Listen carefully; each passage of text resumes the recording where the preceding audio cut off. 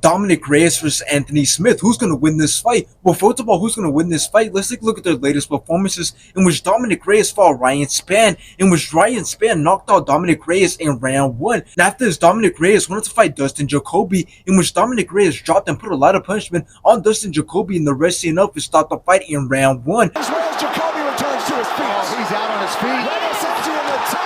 Now let's take a look at Anthony Smith's latest performances, in which he fought Vitor Petrino, in which Anthony Smith got him in the guillotine and made him tap in round 1. And after this, Anthony Smith wanted to fight Roman Dolidze, in which Roman Dolidze's striking was great, took control of the whole entire fight, and completely outlanded Anthony Smith, and obviously Roman Dolidze ended up taking it by decision. Roman Dolidze!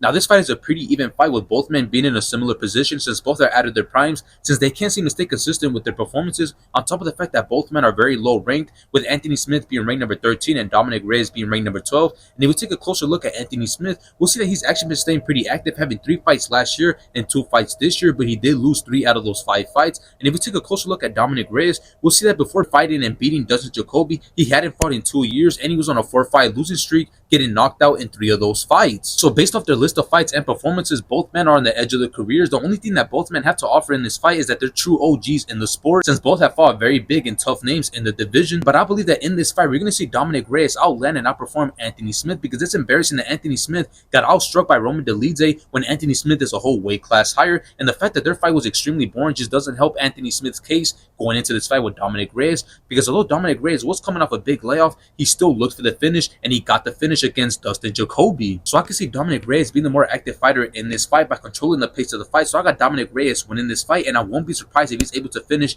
Anthony Smith.